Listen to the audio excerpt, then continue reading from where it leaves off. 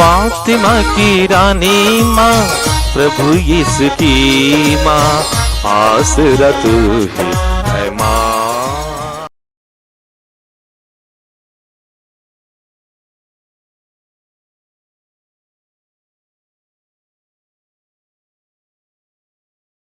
पहला पाठ कलोसियों के नाम संत पौलुस का पत्र, अध्याय 1, पद संख्याएं 1 से 8 तक।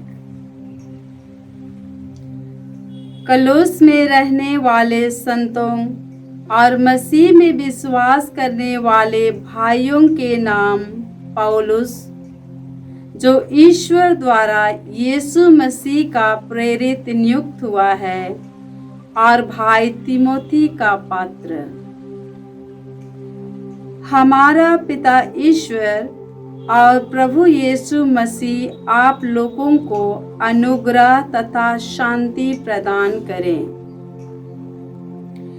मैंने यीशु मसीह में आप लोगों के विश्वास और सभी विश्वासियों के प्रति आपके भ्रातृ प्रेम के विषय में सुना है। इसलिए मैं आप लोगों के कारण हमारे प्रभु यीशु मसीह के पिता को निरंतर धन्यवाद देता और अपनी प्रार्थनाओं में आपका स्मरण करता रहता हूँ। आपका विश्वास और भ्रातृ प्रेम उस आशा पर आधारित है जो स्वर्ग में आपके लिए सुरक्षित है, और जिसके विषय में आपने तब सुना जब सच्चे सुसमाचार का संदेश आपके पास पहुंचा।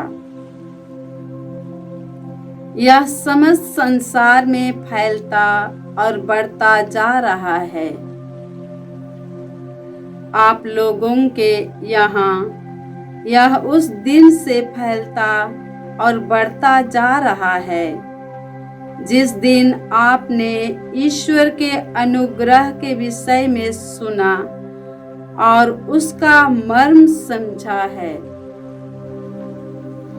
आपको हमारे प्रिय सहयोगी एप्रास से इसकी शिक्षा मिली है।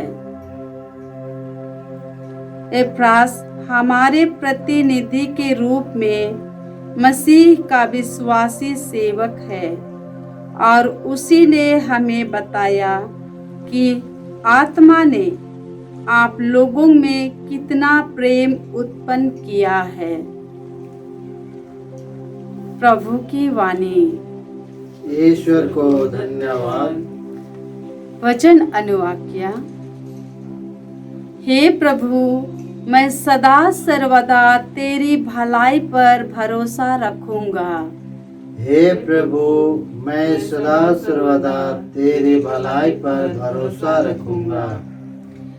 मैं हरे भरे जैतून के पेड़ की तरह ईश्वर के घर में लगा हुआ हूँ।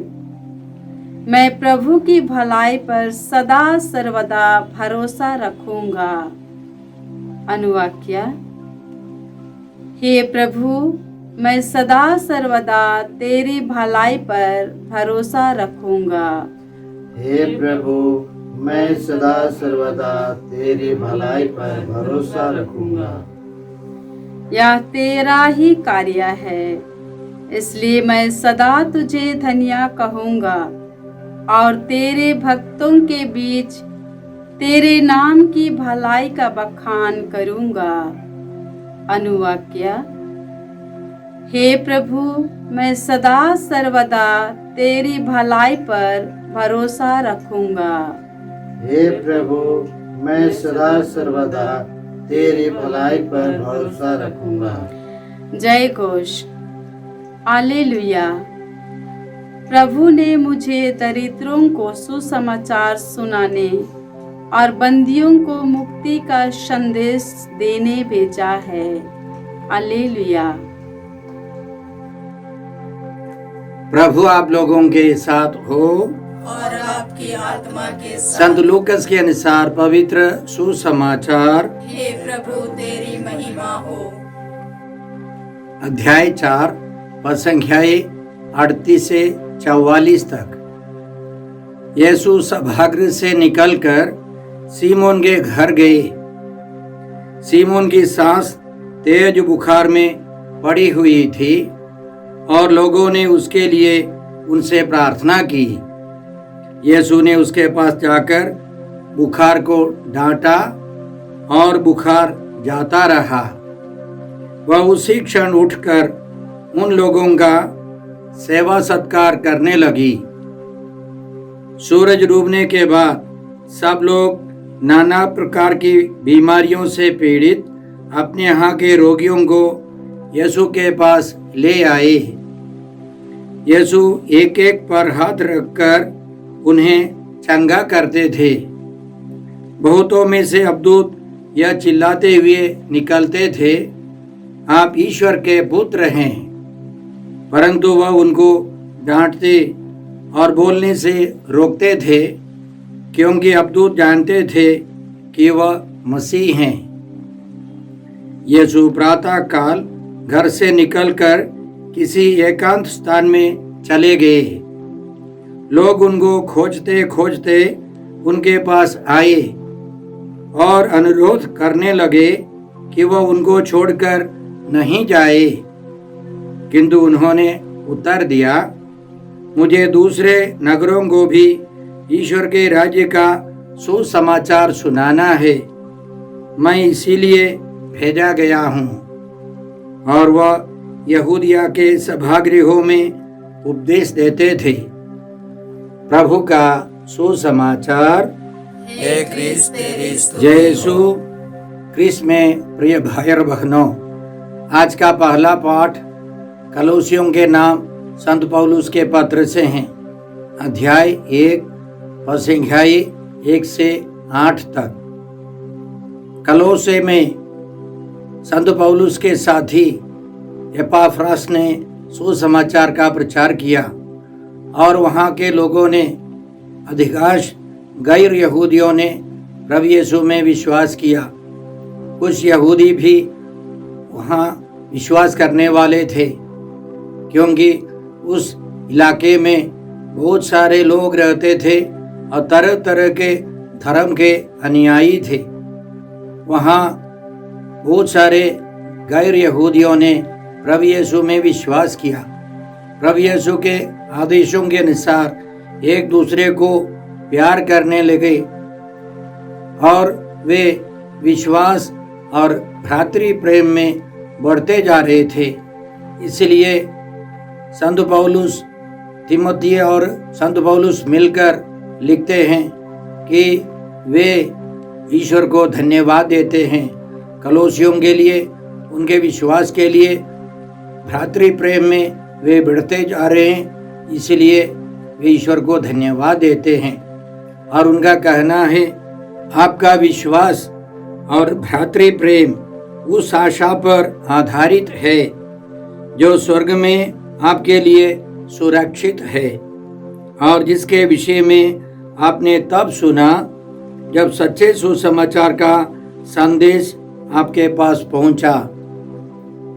वे न केवल विश्वास और भ्रातृ प्रेम में बढ़ते जा रहे थे, वे स्वर्ग की आशा में भरोसा रखते हुए जीवन बिता रहे थे। और पौलुस कहते हैं, यह समस्त संसार में फलता और बढ़ता जा रहा है। सुसमाचार फलता और बढ़ता जा रहा है, फैलता जा रहा है। सुसमाचार को कोई रोक नहीं सकता है। सुसमाचार प्रभु यीशु है। प्रभु यीशु के दुख भोग, मृत्यु और पुनरुत्थान है। आगे अच्छी तरह संत पौलुस समझाएंगे कि यीशु में सब परिपूर्णता है। यीशु मसीह साक्षात ईश्वर सबों के मुक्तिदाता हैं। आगे वे यह भी लिखेंगे, प्रभु यीशु के नाम पर हम सबों को सब कुछ करना है। तो एक तरह विश्वास और उस विश्वास पर आधारित भ्रातृ प्रेम, विश्वास, भरोसा, भ्रातृ प्रेम, ये सब एक साथ जाना है। कई लोग केवल विश्वास करते हैं, भ्रातृ प्रेम नहीं है, दूसरों के लिए सेवा नहीं है, वे सच्चे ख्रीस्त भक्त नहीं है।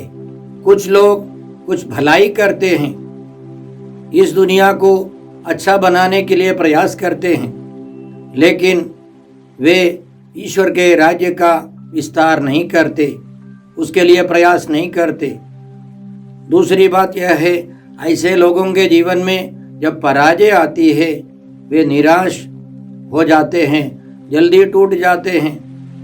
हम जानते हैं बहुत सारे पढ़े लिखे लोगों के बीच में या देशों में जिनके जीवन में ईश्वर नहीं है, वे बहुत जल्दी निराश हो जाते, आत्महत्या कर लेते हैं। प्रभु यीशु पर अटूट विश्वास है और वे प्रभु की सेवा करते हैं, लोगों की सेवा करते हैं, वे कभी निराश नहीं होते, वे हिम्मत से आगे बढ़ते हैं। इसी तरह सुसमाचार फैलता जा रहा है। देखिए, आज संसार भर के सभी देशों में कोने कोने में प्रभु का प्रचार, प्रभु यीशु के सुसमाचार का प्रचार हो रहा है। अनेक लोग प्रभु में विश्वास करते हुए दूसरों की सेवा में लगे रहते हैं। इसलिए हम ईश्वर को धन्यवाद देते हैं। आगे संत पौलुस का कहना है, आपको हमारे प्रिय सहयोगी एपाफ्रास से इसकी शिक्षा मिली है। एपाफ्रास हमारे प्रतिनिधि के रूप में मसीह के विश्वासी सेवक हैं। उनके द्वारा कलोसे में प्रचार प्रसार हुआ है। इसी तरह संसार के कोने कोने में सुसमाचार के प्रचारक होना चाहिए। हमें प्रार्थना करनी है कि प्रभु बहुत सारे युवक युवतियों को बुलाहट दे, शक्ति और हिम्मत दे। इसके लिए हमें प्रार्थना करनी है। आज के सुसमाचार में हमने सुना कि प्रभु यीशु ने अनेक रोगियों को चंगा किया। एक एक व्यक्ति के, एक एक रोगी के सिर पर हाथ रखकर उन सबों को यीशु ने चंगा किया। यीशु ने अबदूतों को निकाला, यह चिल्लाते हुए अबदूत निकलता था, आप ईश्वर के पुत्र हैं। लेकिन यीशु ने आदेश दिया, चुप रहो। और आगे हमने सुना कि प्रभु यीशु सुबह उठकर किसी एकांत स्थान गए। संत लूकस के सुसमाचार से हमें यह पता चलता है कि यीशु प्रार्थना करने के लिए गए थे और वे सुबह अपने पिता ईश्वर में लीन थे। उस समय कई लोग यीशु की खोज में आए और उनसे निवेदन करने लगे, आप यहाँ से मत जाइए, हमारे साथ रहिए। लेकिन यीशु कहते हैं, मुझे अन्य नगरों में, स्थानों में जाना है, वहाँ भी सुसमाचार सुनाना है, इसके लिए मैं आया हूँ। और वे जगह जगह जाकर सुसमाचार का प्रचार करते थे। तो आज के सुसमाचार की शुरुआत में हमने सुना एक महत्वपूर्ण चंगाई। सीमोन पेतरुस की सास बुखार में पड़ी थी। उनके साथियों ने अनुरोध किया, यीशु से प्रार्थना की। यीशु वहाँ गए और बुखार को डांटा और वह महिला चंगी हो गई। यह घटना क्यों लिखी गई है? प्रभु यीशु हमको याद दिलाते हैं, समझाते हैं कि जो प्रभु की सेवा में है उनकी रक्षा, उनके लिए विशेष कृपा मिलेगी। प्रभु यीशु ने संत मत्ती के सुसमाचार अध्याय 19 संज्ञा 29 में कहा था, वादा किया था, जिसने मेरे लिए घर, भाई बहनों, माता पिता, पत्नी, बाल बच्चों अथवा खेतों को छोड़ दिया है, और 100 गुना पाएगा, अनंत जीवन का अधिकारी बनेगा। तो यीशु के शिष्य लोगों की जरूरत यीशु पूर्ण रूप से पूरी करते हैं। विशेष कृपा मिलेगी, यह हमारा अनुभव है। जो प्रभु की खोज में है, प्रभु की सेवा में है, प्रभु के प्रचार प्रसार में है, प्रभु उनकी रक्षा करते हैं, उनकी आवश्यकताओं की पूर्ति करते हैं। अनेक सुसमाचार के प्रचारक साक्ष्य देते हैं कि प्रभु ने मुझे भूखा प्यासा नहीं छोड़ा, मेरे परिवार की रक्षा की, सबों का प्रावधान किया है, प्रबंध किया है। इसलिए हम ये समझे जो प्रभु यीशु के साथ रहते हैं, उनकी सेवा में हैं, उनको विशेष कृपा वरदान मिलते रहेंगे। हम प्रभु को इस प्रावधान के लिए धन्यवाद देते हैं और साथ साथ प्रभु हमको सिखाते हैं कि हमें प्रतिदिन प्रार्थना करनी है। संत लूकस का सुसमाचार अध्याय 18 पद संख्या 7 और 8 इस प्रकार है। क्या ईश्वर अपने चुने हुए लोगों के लिए न्याय की व्यवस्था नहीं करेगा, जो दिन रात उसकी दुहाई देते रहते हैं? क्या वह उनके विषय में देर करेगा? मैं तुमसे कहता हूं, वह शीघ्र ही उनके लिए न्याय करेगा। दिन रात प्रभु से प्रार्थना करने का मतलब एक प्रचारक, एक आध्यात्मिक गुरु समझाते हैं, कम से कम सुबह शाम हमको ईश्वर के साथ समय बिताना है, प्रार्थना में लीन होना है, ईश्वर से विशेष रिश्ता रखना है। व्यक्तिगत प्रार्थना होनी चाहिए, पारिवारिक या सामाजिक प्रार्थना होनी चाहिए, सामुदायिक प्रार्थना होनी चाहिए। हमारे जैसे लोगों के लिए दल में, कम्युनिटी में प्रार्थना होनी चाहिए और सामाजिक प्रार्थना जैसे रविवार के दिन मिस्सा बलिदान सामुदायिक प्रार्थना है। उन सबों में हमको भाग लेना है। हम याद रखें, बाइबल की शुरुआत से हम देखते हैं बड़े बड़े नेता प्रार्थना के लिए समय बिताते थे। जैसे मूसा हर समस्या में ईश्वर से राय लेने के लिए, ईश्वर से अनुमति लेने के लिए पहाड़ पर चढ़ते थे। उनके बारे में हम लोग गणना ग्रंथ में पढ़ते हैं, वे आमने सामने ईश्वर से बातें करते थे। इसी तरह हम लोग पाते हैं बाइबल में ऐसे कई महान व्यक्ति जिन्होंने प्रभु के लिए समय दिया। प्रज्ञा ग्रंथ अध्याय 7 पद संख्या 7 से हम लोग इस प्रकार पढ़ते हैं। सुलेमान का कहना है, मैंने प्रार्थना की और मुझे विवेक मिला, मैंने विनती की और मुझ पर प्रज्ञा का आत्मा उतरा। मैंने उसे राजदंड और सिंहासन से ज्यादा पसंद किया और उसकी तुलना में धन दौलत को कुछ नहीं समझा। सुलेमान ने ईश्वर से प्रार्थना की और ईश्वर ने उसको प्रज्ञा दी। हम लोग याद रखें, बड़े बड़े संत यीशु के जाने के बाद भी पेतरुस, योहन, पौलुस, वे सब प्रार्थना के लिए समय निकालते थे, सुसमाचार के प्रचार में लगे रहते थे। इसलिए आज के दोनों पाठों में हम लोग यह विषय पाते हैं, ईश्वर से गहरा रिश्ता और प्रभु की सेवा और दूसरों की सेवा, सुसमाचार का प्रचार प्रसार, ये सब एक साथ जाते हैं। हम लोग एक कृपा मांगते हैं कि हम विश्वास रखें, भ्रातृ प्रेम में बढ़ते जाए। हे पिता ईश्वर, हे प्रभु यीशु, हे पवित्र आत्मा ईश्वर, आज के सारे पवित्र वचनों के लिए हम तुझे धन्यवाद देते हैं और तुझसे प्रार्थना करते हैं कि हम सब त्रिएक ईश्वर में अटूट विश्वास रखें और विश्वास पर आधारित जीवन बिताए, दूसरों की सेवा कर सके। हम यह प्रार्थना करते हैं प्रभु क्रिस्त के द्वारा। हमारे प्रभु यीशु क्रिस्त की कृपा, ईश्वर का प्रेम और पवित्र आत्मा का साहचर्य आप सबों को प्राप्त हो। आमीन।